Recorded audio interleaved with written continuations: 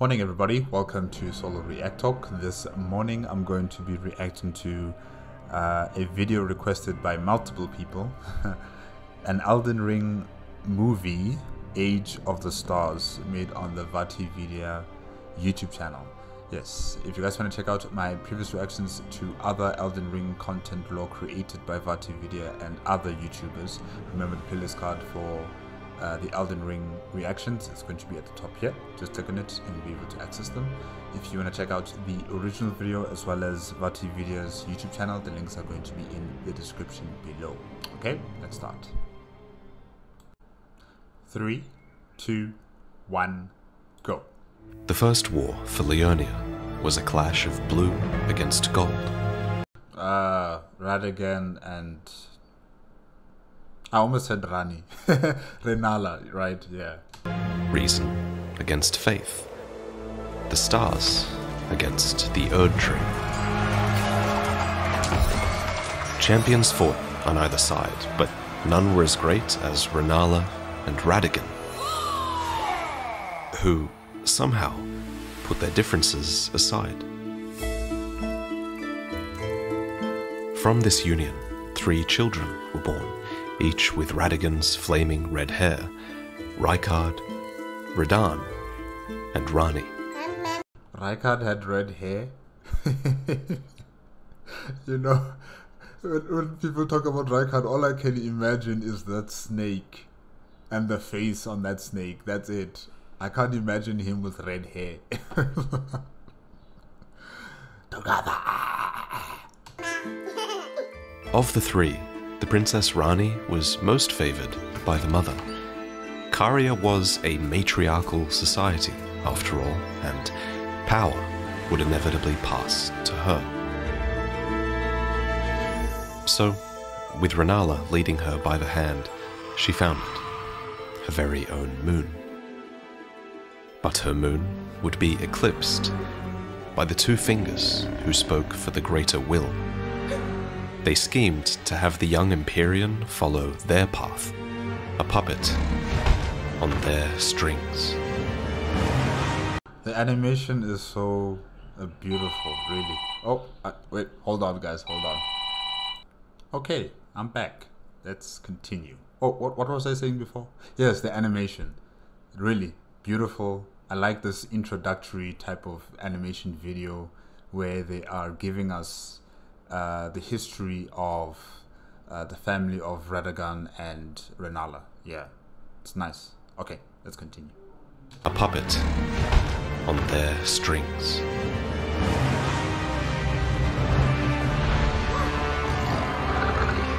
And so they granted her a shadow, a half-wolf named Blythe, given to protect Ranni, all in the name of the greater will.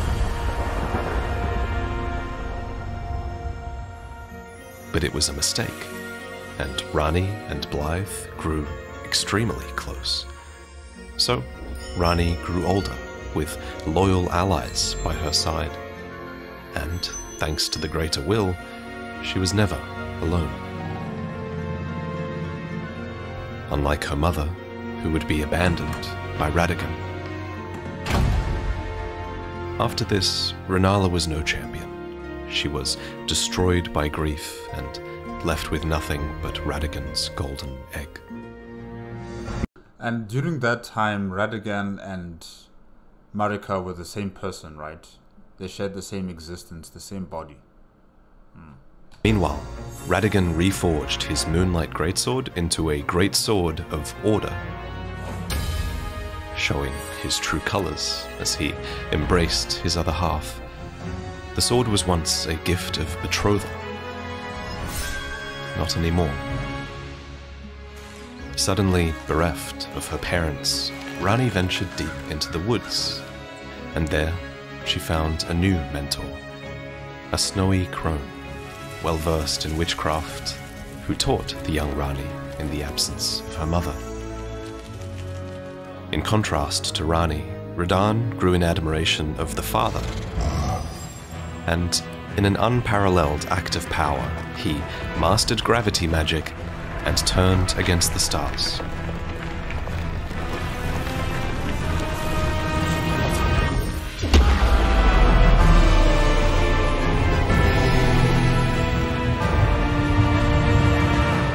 Rykard, on the other hand, writhed and rankled against order, as did Ranni, who would not acquiesce. And yet, her body belonged to the Golden Order, for she was a demigod, perhaps even more than she herself knew. So she devised a plot, stealing death and forging it into black blades that could cast away her Empyrean flesh. And so, as order slowly fell apart, she set aside her great rune and left with Blythe and Iji, and was never seen again.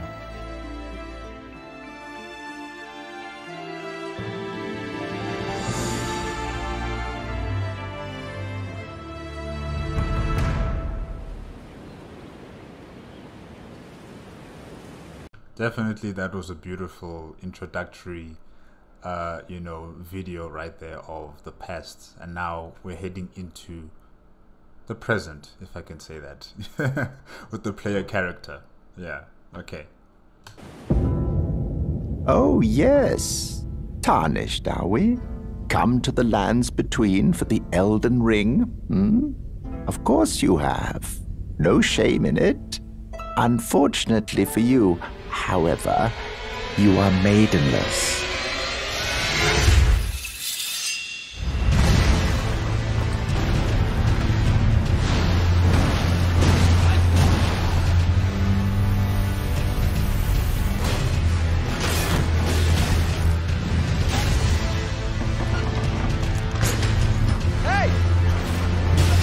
I bequeath to you this ring. It will summon a spectral steed named Torrent. Thou art of passing skill. Warrior blood must truly run in thy veins, tarnished.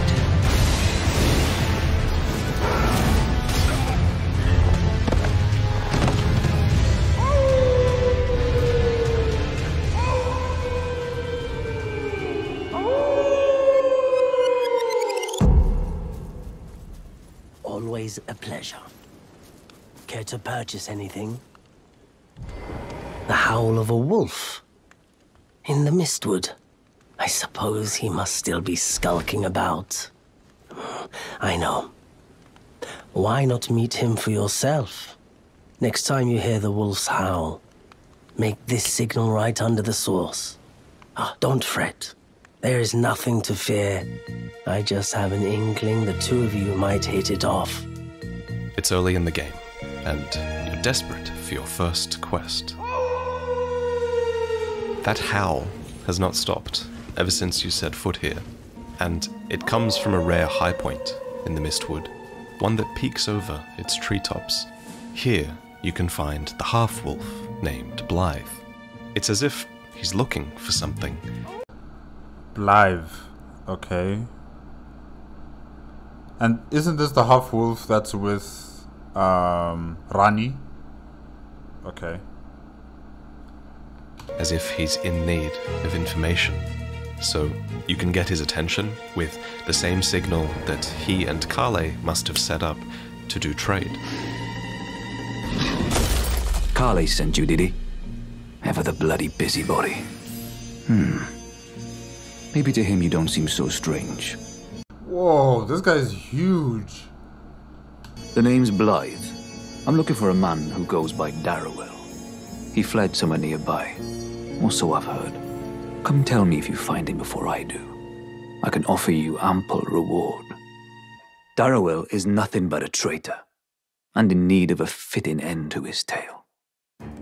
Darrowell is a bloodhound knight, a sect of fighters who were trained as hunters and trackers. These beastly knights never speak, but they choose their own master and are supposed to be loyal to them for life.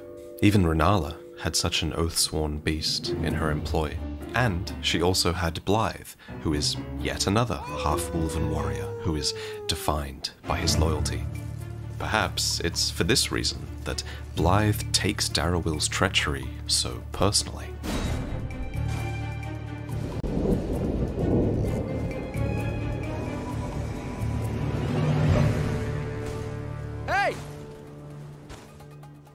Okay, Okay, so it's teamwork. Okay. Hey! Darrowell, rotting in a cell is no true justice. No. This is where it ends for you.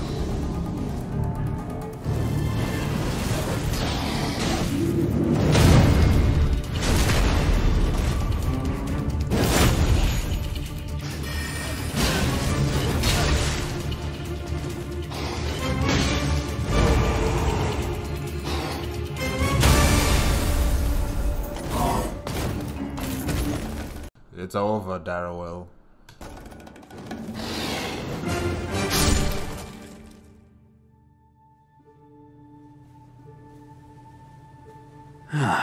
Right.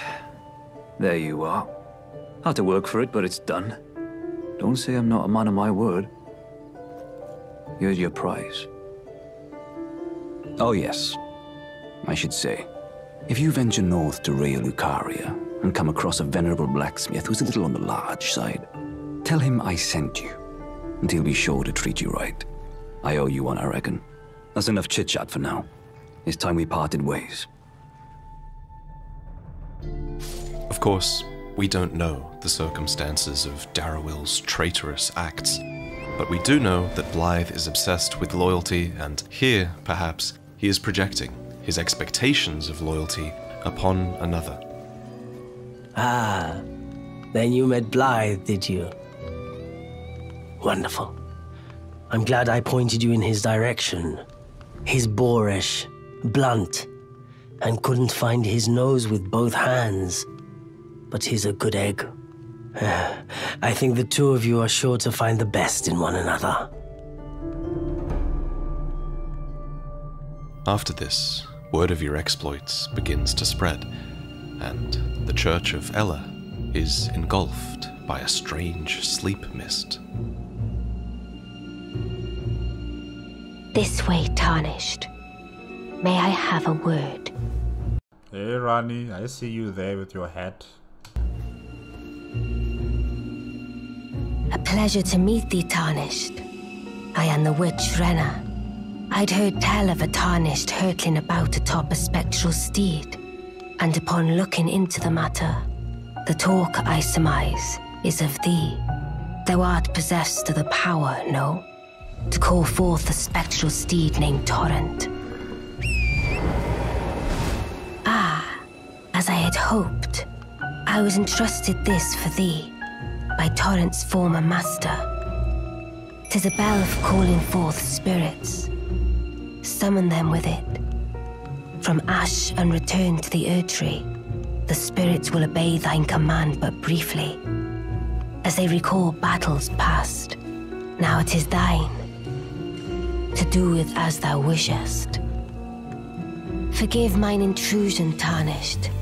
I doubt we shall again meet. But all the same, learn well the lands between. Oh, you definitely will meet again.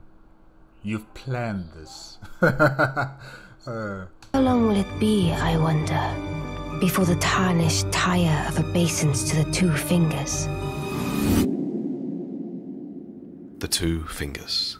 So, long ago, great champions would gather at the round table and listen to the fingers, for they are envoys to the greater will, and the greater will is widely regarded as the ultimate power in the universe. So the two fingers speak with its language of light, but they are far from benevolent, and it was the two fingers that forsook the Tarnished long ago when their grace was lost, only And now they want them back.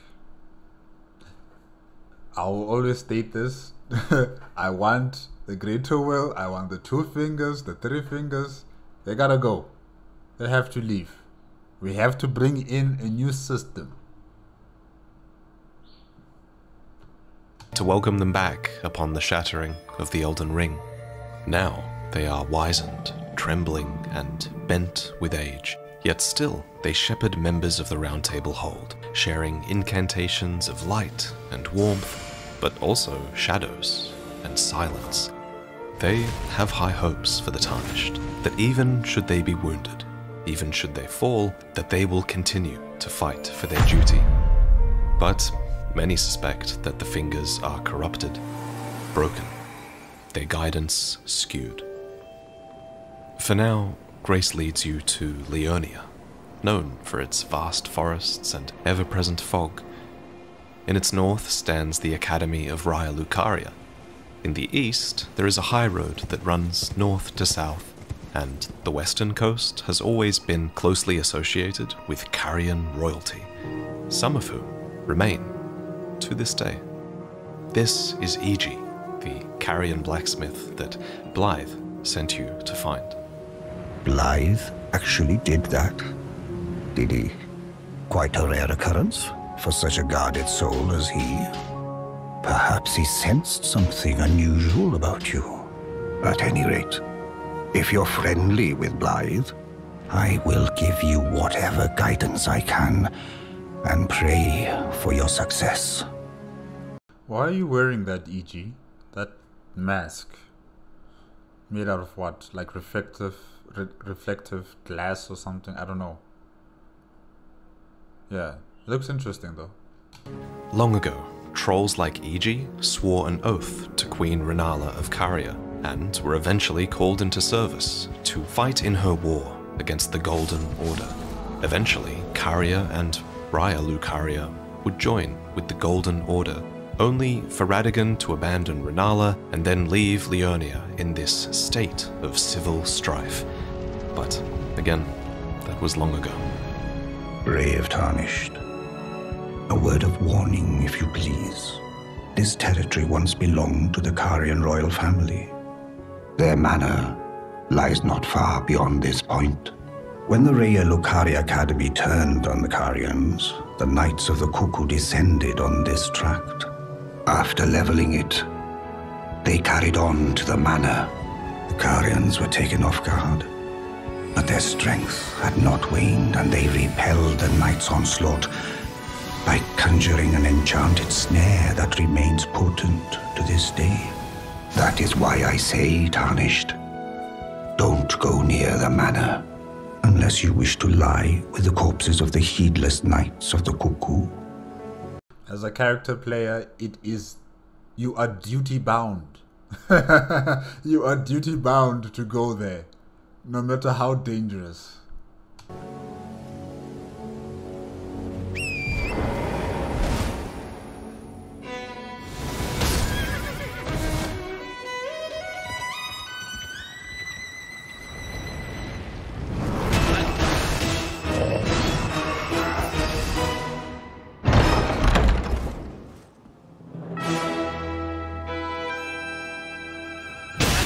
Amidst Caria's enemies and treasure, the Knights of the Cuckoo live on, as puppets who are forced now to fight for the Carians that they once tried so hard to destroy.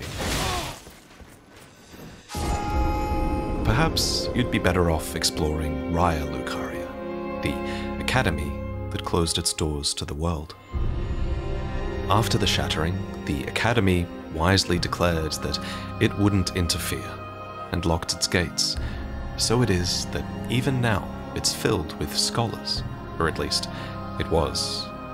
These sorcerers dedicated themselves to glintstone research, and they venerated many masters, and their headmaster was Ranala, who was also the Queen of Caria. But Ranala disgraced herself by falling for Radagon, who left her witless and inane. So now there is this limited Carian presence in Lucaria, except for a few loyalists who That was cool. Yeah, I like that. That's cool. defend the Grand Library. For it is here that Ranala remains, locked away with the Great Rune of the Unborn. Wait a minute. So you as a character player, you kill Ranni's mother, Ranala, right? And she doesn't have any issue about that? She doesn't have any qualms about that? The fact that the person who killed her mother is right in front of her, and now she's going to be working with you, and you have the possibility of marrying her at towards the end of the game. She's fine with that. Hey, yeah, this family and extended family members, it's all a weird, a weird situation here. Who could it be? A new friend.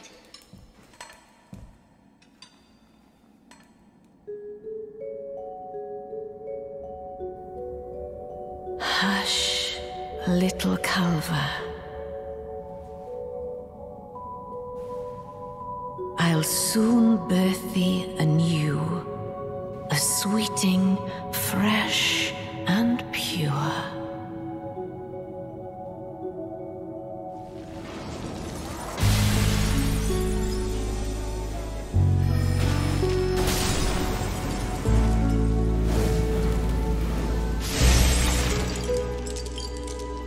Children born anew by Rennala are all frail and short-lived, and Radagon's golden protection can only last so long.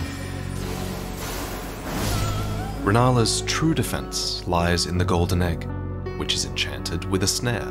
It's a spell that conjures a version of Rennala at the height of her power, something designed by the daughter to protect the mother. Upon my name as Ranni the Witch, Mother's rich slumber shall not be disturbed by thee.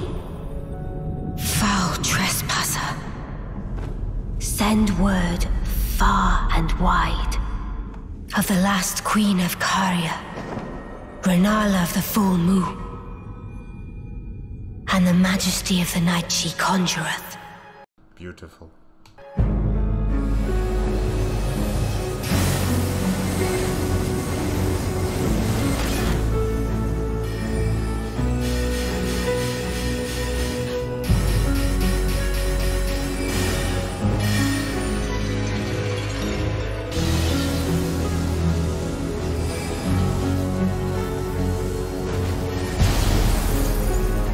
In this battle, Rennala is defended by her oath-bound beasts, giants, and dragons that had partnered with her over her long age of wandering the lands between, for she was there at the beginning of it all.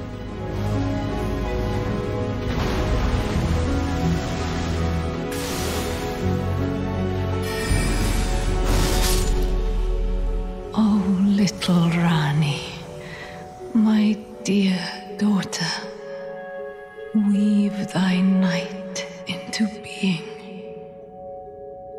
This was merely a fight against a conjured spirit, and yet those final words seem real.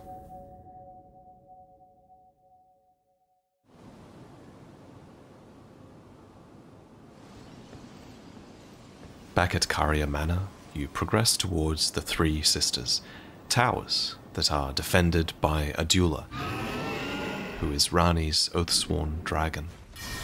Adula was once a devourer of sorcerers, until she was bested by Ranni, and subsequently she swore a knightly oath to her dark moon.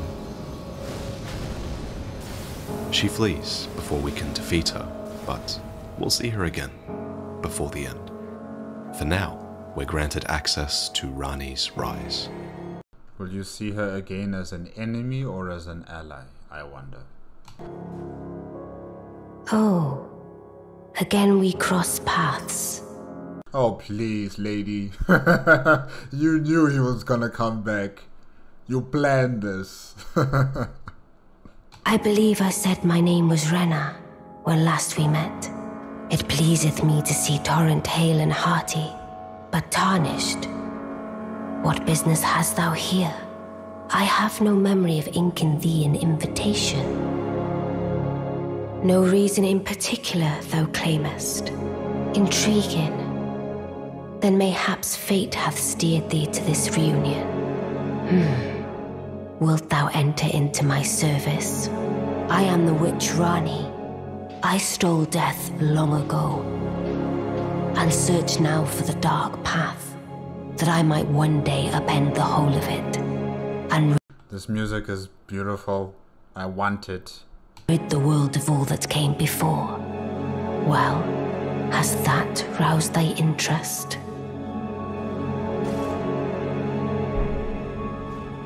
see. A choice well made. Thou art a rare sword. Not many would have accepted the offer, but I require as much of those under my command. I anticipate good work from thee. Then I ask we proceed with haste. There is in my service a half-wolven warrior by the name of Blythe. I would have thee join him in searching for the hidden treasure of Nokron, the Eternal City. I have called for Blythe to greet thee below. Take from him the particulars. Long time, friend. Blythe. Have you forgotten? How could I ever? Glad to have you in the service of Mistress Ranni. Well, getting right to business. I'm still in Limgrave. The eternal city of Nokron lies somewhere at the bottom of this land. I'm planning to go below through the well in the Mistwood. See if I can't find the road to Nokron from there. Don't keep me waiting, eh?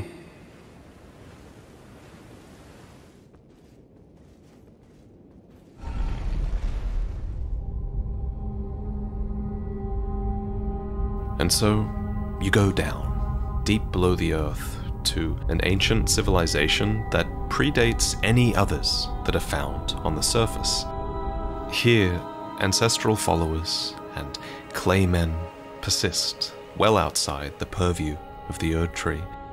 But built amidst these ancient ruins is a newer, still ancient city, Nokron, an eternal city where people of the night were banished to long ago for their treason. But their legacy lives on in E.g., Blythe, Ranni, and now you. This place is so beautiful. Oh. Ah. Good to see you. Apologies, mate, but I don't have much to report. I can see bloody Nokron right above me, but I'm absolutely stumped. I've tried all the gateways, to no avail. Perhaps it's time to ask Celovus. I recall that spiteful little rat acting like he knew something. Let's give him a squeeze. Show him just how sharp my teeth are. I jest. I wouldn't go that far. Besides, I should check on some things here. Leave this place to me. You just do what you feel is right. If either of us learns anything, we tell the other. Right?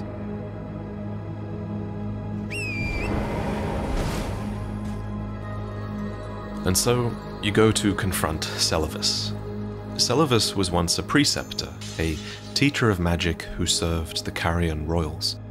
When Radagon married Rennala, these preceptors were ordered to don masks of confidence, mouths stitched shut with gold thread, to make it clear that all their matters were to be kept strictly private, because Radagon was hiding a secret. And that secret was that, of course, Radagon was also Marika. And Celovus also has many secrets of his own. You must be Ranni's new hireling.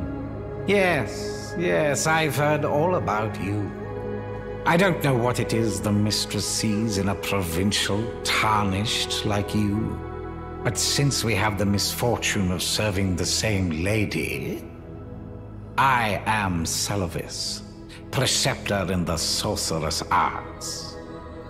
I don't know why, but this guy reminds me of Professor Snape from Harry Potter, really.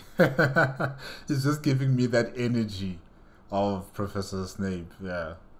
As loathsome as Celovus is, it seems he knows something about Nokron.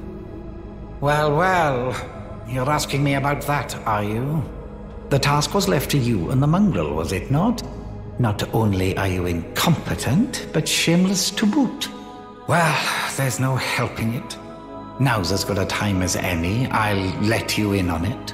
There's a glintstone sorcerer by the name of Selene in Limgrave. She owes me for the help I gave her when she was expelled from the academy.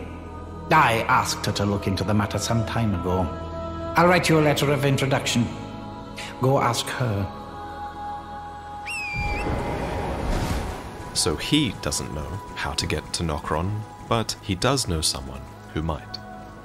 Selen was expelled from Raya Lucaria for her research into the primeval current, and among other things, these dark arts taught Selen how to slice open her heart and imbue a primal glintstone with her soul.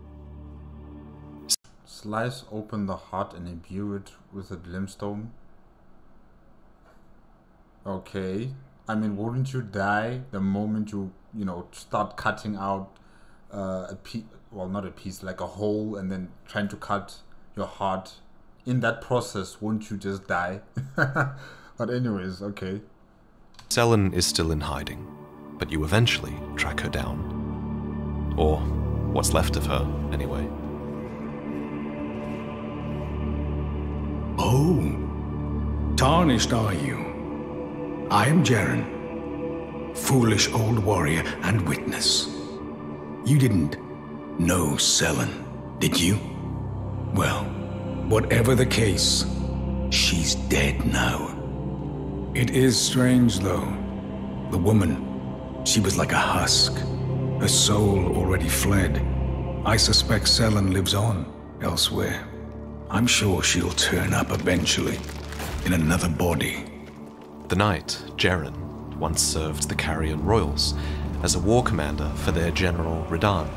Naturally then, he was also familiar with the Carrion Royal blacksmith, Iji. Well, I haven't heard that name in an age. Then you must serve Princess Ranni. The next time you speak to Iji, tell him this. The Festival of Radahn will surely set Ranni's fate back into motion. By the by, is that old fool still hammering out weapons? His enormous frame cramped in that little place? Bit of a haughty sort. Strange fella when I knew him. And funny thing, his swords were all blunt as stone, but not one of them decayed when faced with the scarlet rot. Jaren shares a long history with his general, Radahn. The man preferred a nomadic existence, and yet, before long, he became sworn to Radahn, bound by an oath of honorable death. So Jaren was there when Radahn conquered the stars, and he remained by his side, even after the scarlet rot brought the general to his knees, for he had an oath to keep, a promise to bring Radahn an honorable death, even if it meant releasing the night sky from his grasp. Jaren. Now that's a name I haven't heard for a while. Oh no. Wait, how did I not see it before? I ought to retire as war counselor for such a gross oversight. Let me explain.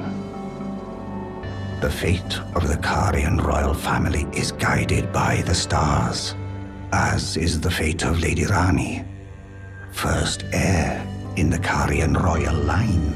But General Radahn is the conqueror of the stars. Why did he do it again? I don't think I remember the reason why he stopped, or he, kept the stars in their place. I'm not sure about the reason why he did that. Who stood up to the swirling constellations, halting their movement in a smashing victory. And so, if General Radahn were defeated, the stars would once again resume their movement, as would Lady Ranni's destiny. So although he has lost his mind to rot, Radahn still somehow keeps the stars and Ranni's fate in stasis. This is why you need him dead. So Ranni's fate is kept in stasis by Starscourge Radahn. I'll be on my way to this festival of Radahn then. And to think that Ranni, Rykard, and Radahn, right? They're siblings. All three of them are siblings. And now their people are orchestrating the death of Radahn, as well as Rykard is going to be killed by you, the player character.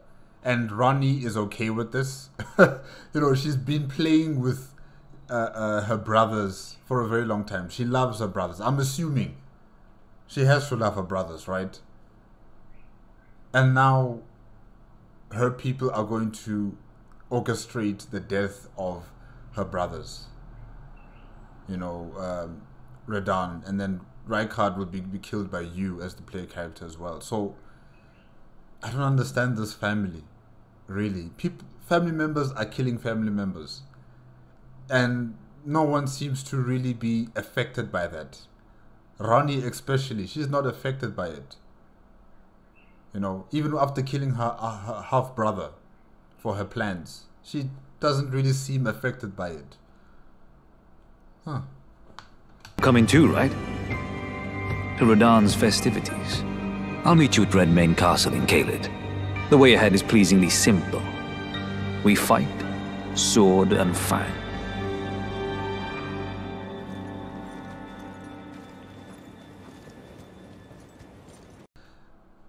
Alexandra is going to attend this festival, isn't he? Yeah. Haven't seen him in a long time.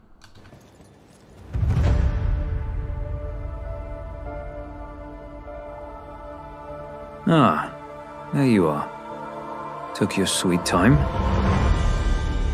The players are all made up and waiting for the curtain. There he is. Let's give them a show to remember, eh? Just don't you go dying on me. For Ranni's sake, too. Champions! Welcome! The stars have aligned! The festival is nigh! General Radahn, mightiest demigod of the Shattering, awaits you! Champions! Prepare for battle! Defeat the General, claim glory, and grab that great rune! A celebration of war! The Radahn Festival!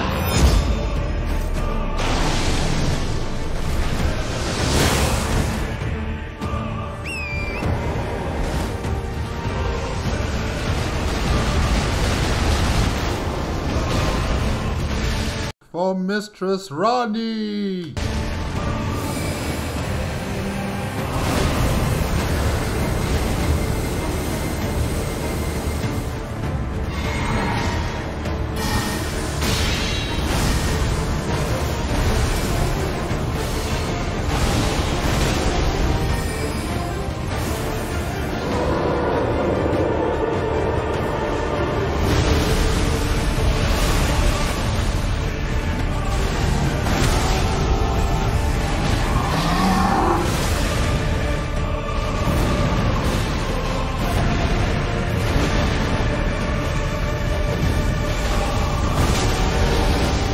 This is so cool.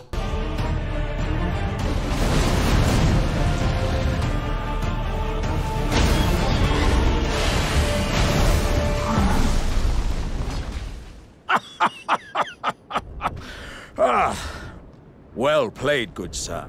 My thanks to you and your razor-sharp wits. Then there's nothing left to say, except I am Iron Fist Alex.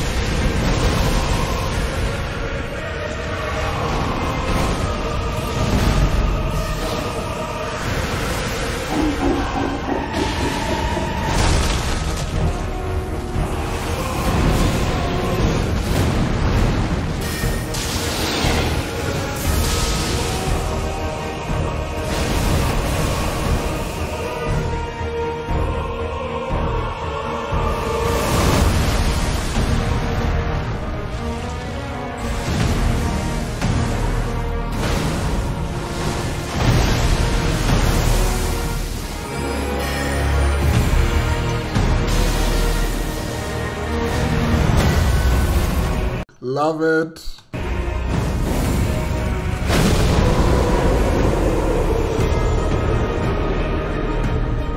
We can't really be certain why Radahn was holding back the stars. Was it to defend his home? Or was it on behalf of the Golden Order? Or did he simply have something to prove? Whatever the case, With his death, Ranni's fate is immediately freed from stasis, and a falling star tears through the earth in Limgrave, opening a direct path for her and you to Nokron. Ah, good. I was waiting for you.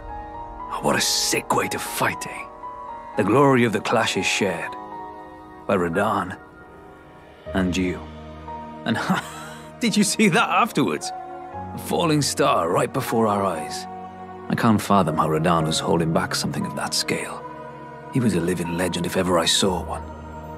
Yet somehow you guys beat him. Someone who holds back the stars. And you saw how many stars there were. And somehow you guys beat him. Yeah. And the path has now been cleared. To Nokron, where Ranni's fate will be decided. Let's meet where the falling star bit the earth. We'll take up our souls once more for Mistress Ranni.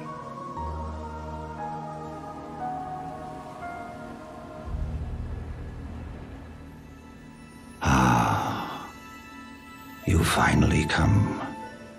Blythe told me everything. You've defeated General Radahn, unlocking the stars. There is no parallel to your achievement. Do you guys have some sort of like instant communication system or what? Like, how do you know, EG? Because Blythe was with the player character, so how? Anyways, maybe some time went by, you know, when the player character was doing something else until he came back to EG. Yeah, okay. No to Lady Ranni's acute judgment of character. Thanks to you, Lady Ranni's fate once again stirs. Or Blythe wanted me to tell you not to bother waiting for him and head straight to Nokron. Blythe has been given an important task. Apparently, a matter of great urgency. What's more urgent than working for his mistress, Ranni? Or maybe it is another, you know, request that Ranni has for Blythe. Okay. You need not await Blythe. Descend underground alone, where the fallen star struck Limgrave, and make it yours. The precious treasure of Nokron, so that Lady Ranni may tread the dark path of the Empyrean. And so, you scramble through the debris left by a falling star and finally make your way towards Nokron. This is one of 3 eternal cities, to where a race called the Nox were banished long ago, for somehow they had invoked the ire of the Greater Will, and the Nox were forbidden from returning to its surface. We don't know exactly what they did to deserve this eternal entombment, but it probably had to do with a weapon, the treasure of Nokron, a finger-slayer blade, born of a corpse and drenched in blood and said to be capable of harming the Greater Will and its vassals. Ah, the True Fingers. This is what Ranni wants, to kill the True Fingers. Okay, okay. Yeah. So it was that the Nox became nothing more than another civilization that had lost its fate, sharing their ruins with Silvertears, listless treasure hunters, and the songs of the ancestral followers. I like the music. I need to find this music. Where does VaatiVidya find this music? Or does he have people who create this music? Because really, it's so beautiful. I don't think I've actually heard it from the Elden Ring game soundtracks. Yeah, I don't think I've heard this one. This is Nokron.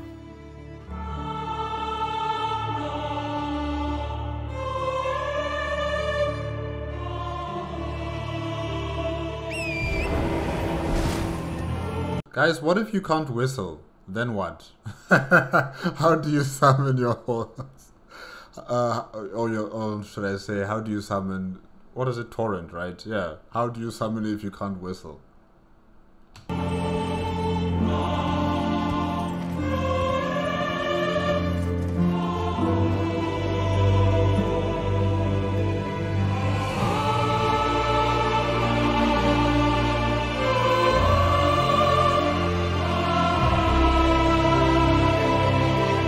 I definitely need this song. I need it. But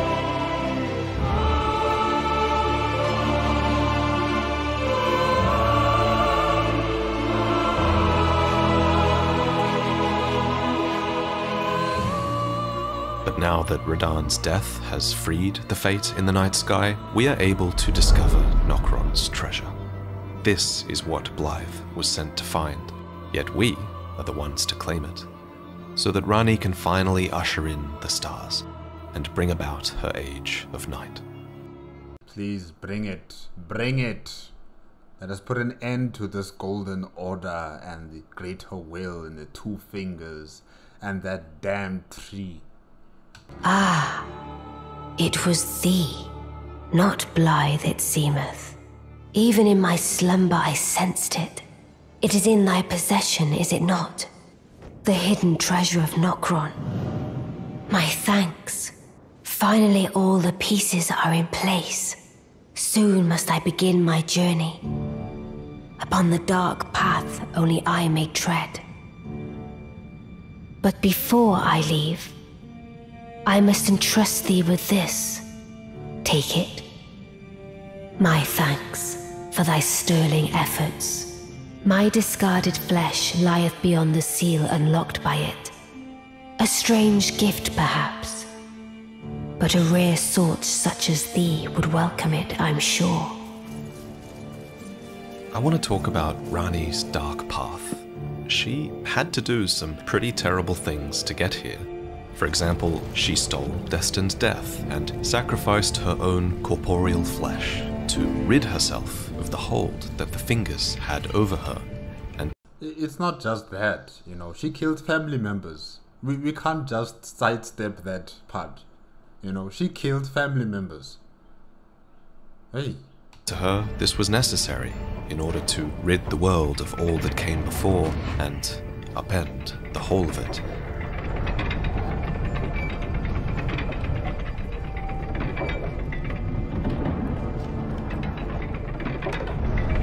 But her sacrifice wasn't all that was required. For Destin's death demanded a body and a soul, so another demigod was very carefully selected, and she chose Godwyn the Golden. By killing him, Ranni could at once shed her body and strike a terrible blow to the Golden Order as well. A fatal blow. Fatal. Ridding them of Godwyn the Golden, who was probably the very best of them. We all know what happened to Godwyn, so you have to ask, does Ranni's end justify the means? I am certain now. Fate steered us to our first encounter. I must thank Torrent too for his part. How big was Ranni? Oh, but she's a demigod, and all these demigods are all these super big humanoid beings. So yeah, wow, she was big though. Oh, there you are. Good of you to drop by. Have you heard? Lady Ranni has departed on her journey along the dark path of the Empyrean, from Renna's Rise, as she calls it. It would not have been possible without you. As Lady Ranni's war counselor, and moreover, her childhood warden, I express my deepest gratitude. You and only you were Lady Ranni's true champion. What about Blythe? He was there since the very beginning. E.g., what's going on here, man? What aren't you telling us? My purpose is nearing its end. I've served Lady Ranni for as long as I can remember. It has been a long and wondrous journey. Now Lady Ranni is in your hands. I pray that you serve her well, unto the very end. I actually like that weapon the player character is holding. It's like a sickle, but a staff sickle. Yeah, it's cool. So we decide to take the portal at Renna's Rise. This tower is likely named after the snowy crone that taught Ranni her sorcery. Ranni modeled her doll after that mentor, and Ranni and the doll that she inhabits are busy somewhere on the other side of this portal, which leads to the Ainsel River, which flows underneath Liurnia, underneath the Moonlight Plateau. Here you find a miniature doll, a tiny replica of Ranni that she likely devised so that she could advance unseen in this place. For her two fingers are close, and their baleful shadows are even closer, prowling, looking for trespassers, looking for her. Oh, a dogged fellow, aren't we? Or is it merely thy habit to talk to dolls? Fine. Fine. I hadn't expected any soul to recognize me in this guise, but now the cat is out the bag. I cannot allow thee thy freedoms. Perform for me a service as recompense. Eliminate the baleful shadows which prowl these lands. The name of Ranni the Witch is already sullied by thee. I will not brook disobedience in this matter. Oh, she's serious. So Ranni is here, trying to get close to her fingers so that she can kill them and finally finish what she started long ago. Even without Ranni's body to puppeteer, her two fingers still command great power. Remember, these are the mouthpieces of the greater will. They conjure great light, and so, naturally, also have the power to cast living shadows. The baleful shadows are one such example, and the shadows of the Empyrean are another. But even the two fingers are capable of erring in their judgment. Let us speak of the past a while. I was once an Empyrean, of the demigods. Only I, Mikola, and Melania could claim that title. Each of us was chosen by our own two fingers, as a candidate to succeed Queen Marika, to become the new god of the coming age, which is when I received Blythe, in the form of a vassal tailored for an Empyrean. But I would not acquiesce to the two fingers. I stole the rune of death, slew mine own Empyrean flesh, casting it away. I would not be controlled by that thing. The two fingers and I have been cursing each other ever since, and the baleful shadows are their assassins. Soon you size up against a baleful shadow, which naturally resembles Blythe. It's easy to imagine then why someone might doubt his loyalty. Well, yeah, but you can clearly see that this one is a fake Blythe, you know. You can clearly see. And if Blythe wanted to betray Ranni, he would have done it from the get-go. But he's resolute in supporting Ranni in whatever she does, even if it means the destruction of the very order that created Blythe, you know. So I would never question his loyalty. I would never question who he trusts and who he wishes to protect the most. It's not the two fingers. It's not the greater will. It's not this golden order. It's Ranni. Yeah. So I would never question. Even when I turned my back upon the two fingers, Blythe remained my loyal ally. Though he was created a vassal for an Empyrean, he was a colossal failure on the part of the two fingers. Blythe and E.G. both art willing to give too much to me, yet they both understand what lieth beyond the dark path, that I must betray everything and rid the world of what came before. Should I add thee to the list? Another one, kind of heart, as kind of heart as they. This form hath loosened my tongue. I've let slip too much. Forget what thou'st heard. Not possible. Forget Perhaps the baleful shadows are what the fingers think Blythe should have been. Red phantoms, without Blythe's greatsword of frost and with blades of destined death. Instead, a tool that only the agents of order have any right to wield now.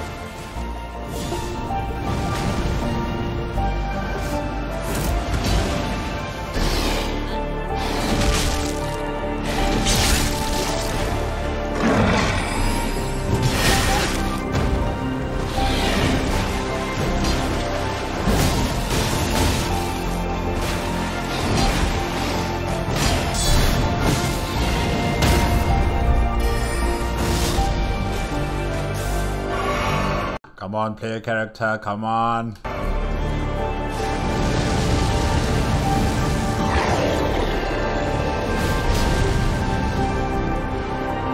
O Shadow, thou art the last.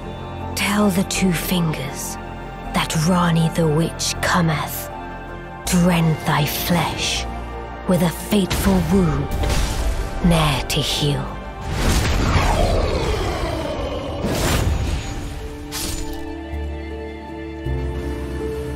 Beautifully fought. My thanks. 'Twas more of a challenge than I envisioned. Now I can finally stand before them. This is farewell, my dear. Tell Blythe and Iji I love them. You always say this is farewell, but it's never farewell with you. Not yet. Because you said that to the player character the first time you met him, like, oh, we'll never meet again. You know, this was just by chance. And then you met again. No. This whole time, Blythe couldn't be at Ranni's side, fighting on her behalf, so you had to be instead. Iji led you to believe that Blythe was sent away on more important matters. But what could be more important than this? So you return to Liurnia and confront him on the matter. Very well. There is something you should know. The two fingers gave Blythe to Lady Ranni as a faithful follower. Her very shadow, incapable of treachery.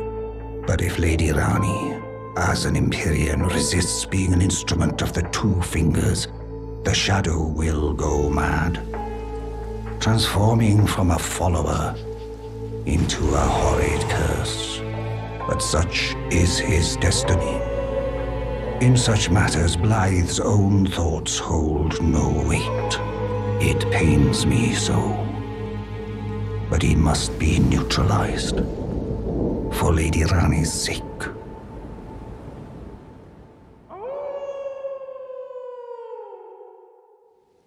So, are we going to kill him? I mean, no, we shouldn't, right? I mean, as a player character, you shouldn't kill him. Hopefully they'll give you like a choice. Let him first attack you. And then, out of pure self-defense, you know, you can kill him. But don't be the first one to attack him. No. Come on. Come on. So Iji had Blythe locked away in an Everjail in Limgrave. Incidentally, it's the exact same cell that a supposedly traitorous bloodhound once occupied. Darrowell, yeah. And now, the half-wolf is here. Imprisoned not for any treachery, but to prevent it. Oh, it's you. It's me, Blythe. Old Iji trapped me here. Told me I'd bring naught but bale to Lady Ranni. But there's no chance that could happen. I'm part of her being. A very shadow. I thought old Iji knew as much. Honestly, I don't know what's going on anymore.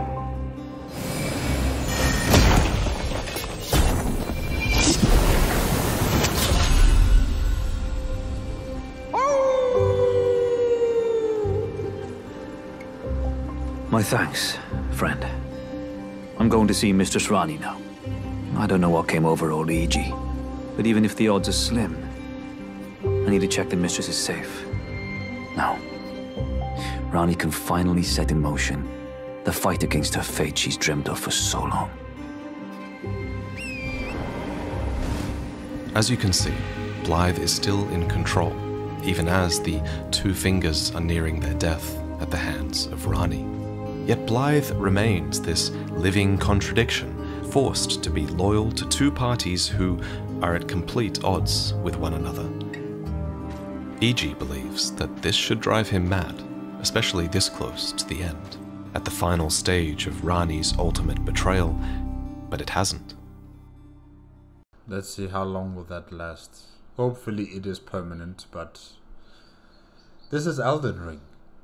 There are no really true happy endings for anyone here.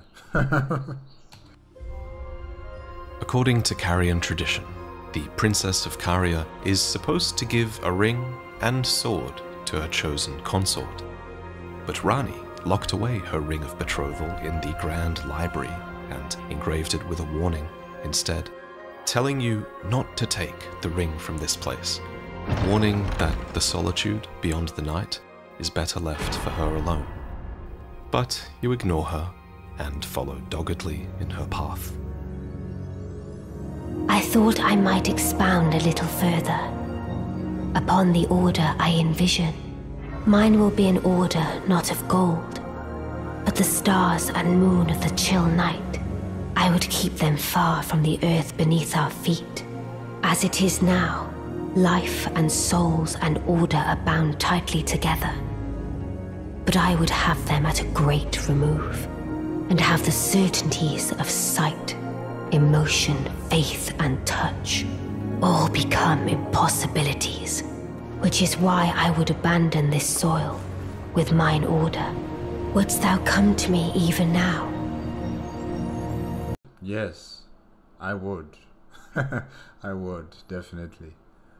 Your order is something I would definitely want to come into fruition, you know.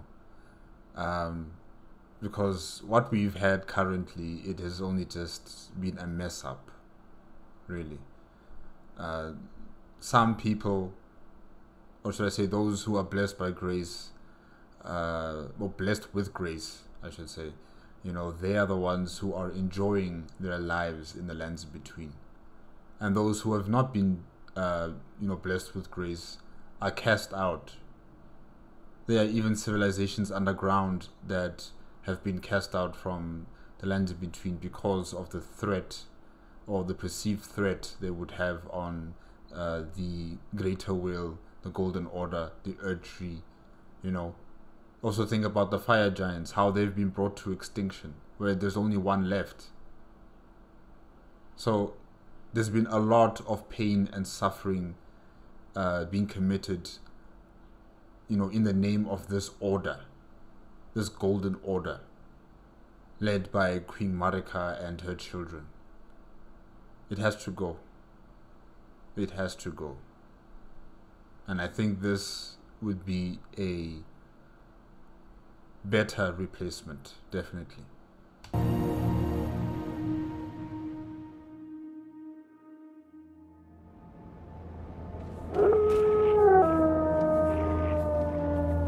Essentially, Ranni's order would be one that is largely removed from the world. The goddess that spearheads it would be unreachable. Yeah, no one to venerate, no one to pray to, no one to build castles and statues for. No, Ranni is not here. She's not here for any of that stuff. She's not here to be this vanity project of yours. No. She'll be up there, staying up there, not interfering in what's going on the surface. I like it. She would not accept the love of the masses, their worship, their offerings, none of it. This differs greatly from Marika's Golden Order, which demanded veneration. It wiped out other ideologies, it grafted those it couldn't wipe out onto itself, and gave the world absolute evils to contend with, all with Marika as its figurehead. So to bring about such drastic change, it's no surprise that Ranni has to go to extreme lengths. To become her lord, you have to find your own way to the Moonlight Plateau, past a malformed star, ring of betrothal in hand, to a place defended by Ranni's oath-sworn dragon, the Cathedral of of Manus Celis. The word Celis means heavenly, but the word Manus means of the hand. So you learn that it's here that Ranni's own heavenly hand had settled. 2 fingers that brazenly lurk underneath the cathedral named after them. 2 fingers that know there is no weapon that could kill them, except for the Fingerslayer blade, the legacy of the eternal city of Nokron, which was finally put to use by Ranni herself. Well done, Ranni. Well done.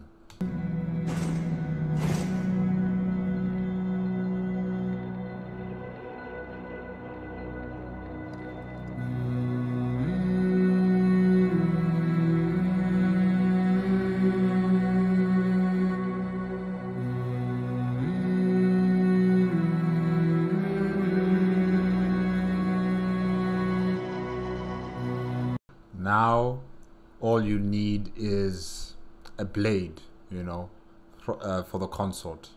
Since now the player character is your consort, he put the ring on your finger. Now you need a blade, just like how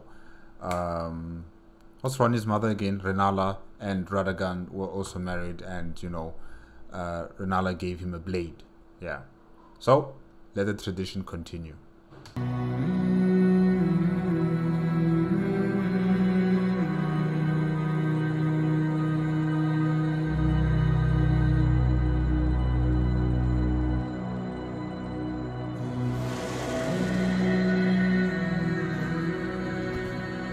So it was thee who would become my lord. Perhaps I needn't have warned thee. I am pleased, however. Thou art a fitting choice. I go now to the night sky. It is there I shall find mine order. I bid thee travel the path of the Lord, and once all is done, we shall see each other once more. Ranni's sigil is a full moon, cold and leaden, and this sword is a beam of its very light, gifted by a carrion queen upon her spouse to honor long-standing tradition. It's beautiful. It's really beautiful. So it was you that would become Ranni's lord, not Blythe, who was forced to wait, while you fulfilled the role of shadow and consort. With the 2 fingers dead, something has indeed broken in Blythe, but somehow he still remains loyal to Ranni. The law states that Blythe would have defied destiny itself if... But why are they here, the assassins? It would have had him turn upon his lady. But Ranni was always destined for the dark path. Since there falls no shadow where there shines no sun, Ranni leaves her shadow behind. No. I'm part of her very being. I can never betray her, no matter what might happen.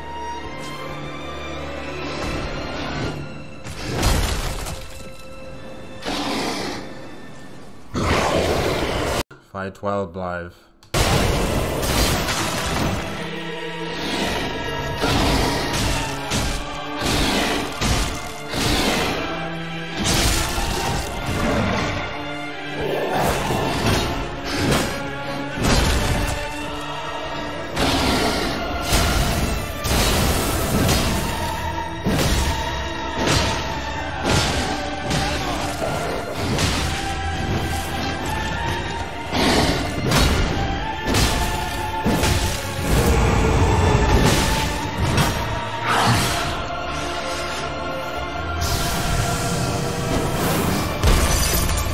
Stop. Please. Ranni. She needs me.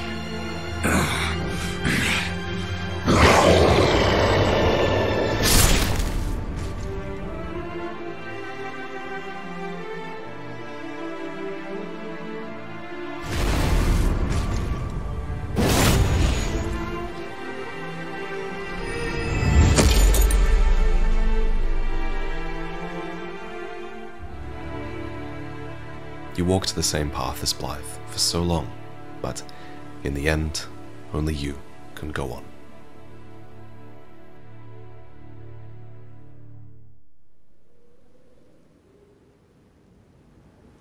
Promise to look after Blythe for me, will you? The man is honest to a fault. But fortunately, now he has you.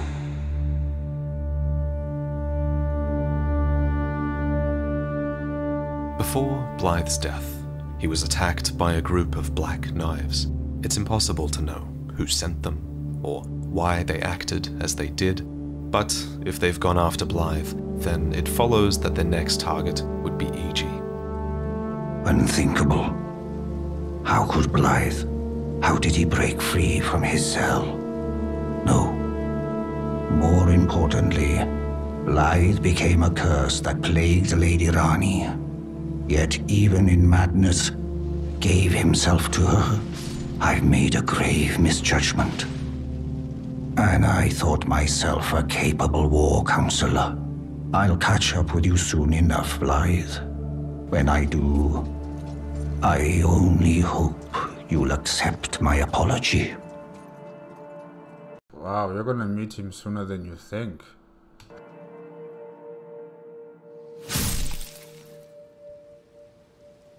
Go as you must, Lady Ranni, along the path of darkness. Inevitably, E.G. dies fighting as well, destined to catch up with Blythe in death, as you escape the consequences and continue along the path to Elden Lord.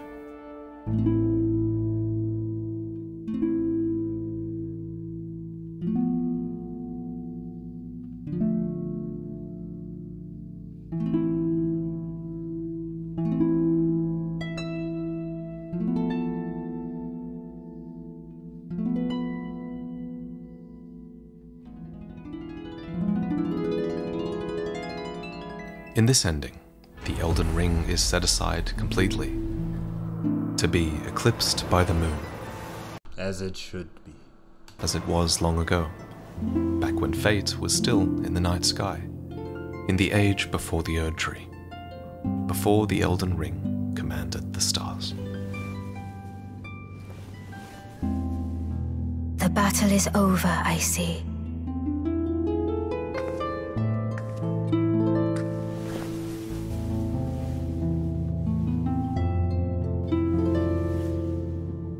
I wonder how does it feel? I mean, that's your dad. And your stepmom. Like, oh wow. I do solemnly swear to every living being and every living soul. Now cometh the age of the stars. 1,000-year voyage under the wisdom of the moon. Here beginneth the chill night that encompasses all, reaching the great beyond. Into fear, doubt, and loneliness, as the path stretcheth into darkness. So, Ranni's order will still exist, but it will never again be seen, believed in, or touched by the living. To bring this about, her sacrifice is absolute. She has to leave and never return. But at least she'll still have you. Well then, shall we?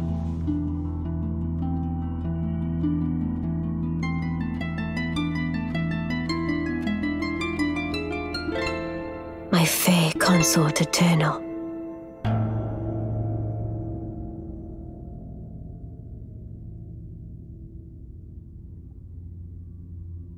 Thank you for watching. You know, despite being one of the most convoluted questlines that From Software has ever devised, Ranni's ending is the most popular ending in Elden Ring. I can see why. I really did enjoy it. I like the fact that this sham order is over. I am happy. I can see why people have been telling me, please watch this video, watch this video. Now I understand. And I like this option. I love it. Speaks to the power that this narrative has, that so many of you took the time to have your playthroughs defined by it. And that's why we wanted this Prepare to Cry episode to be the best of all. So special thanks then to everyone else who made this project what it was. First and foremost to MissPap1, who was my project partner, my editor and capture artist. He also gave really valuable insight on which parts of my script worked and which didn't, and all of this wouldn't have been what it was without his help. And then there's John Devlin, the artist for Prepare to Cry's awesome visual introductions. We set out to create scenes that players were never able to see in-game, and I think we achieved that goal. You achieved it 100%. I really did enjoy it. The introductory animation video, really good. John put a monumental amount of effort into this art, and I'm so appreciative of that. And then it was Xavier who brought this art to life, animating it and never complaining, even though I was probably really annoying whenever I requested a ton of changes. So huge props to Xavier. And then there was Arcane Bard, who worked on the sound effects and music for this introduction, bringing it to a whole new level where the music and sound effects could perfectly match the tone of what's seen on screen. That is so difficult to do, but they nailed it. Finally, Alex Rowe contributed the music for the Nokron scene. He took a few notes of music that the ancestral shamans sing, and he turned it into this fully fledged masterpiece that was just amazing to show off in this video. So, where can we get it? Spotify? Because I really need that the music that I've been hearing from this video. I need it. It's so good. But finally, thank you to you guys. Your views and your support on Patreon, or you buying merchandise, all of that just allows me to justify spending a lot of money commissioning the most talented people out there for these projects. So thank you for enabling all of this. This marks the end of the 5 main episodes of Elden Ring Prepare to Cry, which we wanted to be really epic in scale because all of these are based around some of the most powerful stories, each corresponding to an ending in the game. There are still more Prepare to Cry videos that we want to make, and there are definitely more lore videos I want to make, but they'll probably have to wait until I've spent some good time with Armored Core. So this is kind of goodbye to Elden Ring content for a little while, but I'll be back. Don't worry about that. Thank you again for sticking with me through all of this. Thank you for watching, and I'll see you next time.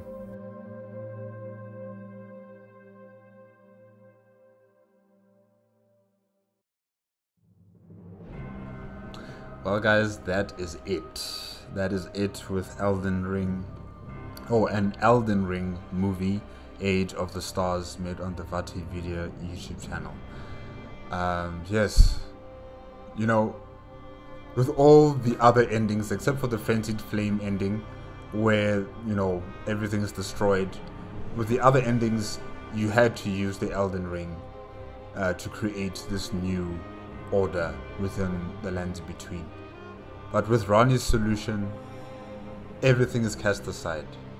The Golden Order, the Greater Will, the Elden Ring, that damn tree, everything set aside, and the moon takes supremacy. The moon and the stars take supremacy. And the fact that, you know, no one is going to be venerating her as a god. No one's going to be trying to attain her, what should I say, like her love or her interest into them, or you know, her favor. No one's going to be able to pray to her and ask for her favor or anything of the sort.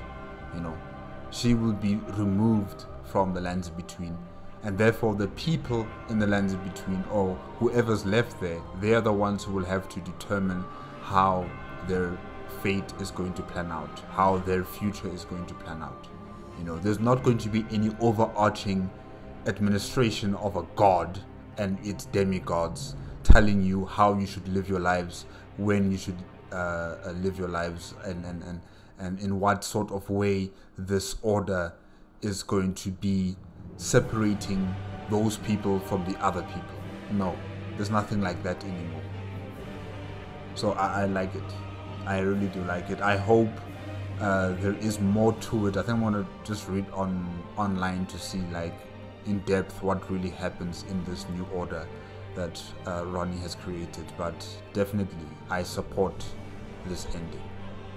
You know, put an end to this fallacy that has only caused so much pain and suffering for so many people, and that has given, you know, a luxury of life to just a select few people, and how the tarnished were cast aside and only to be brought back because there's a serious situation in the lands between.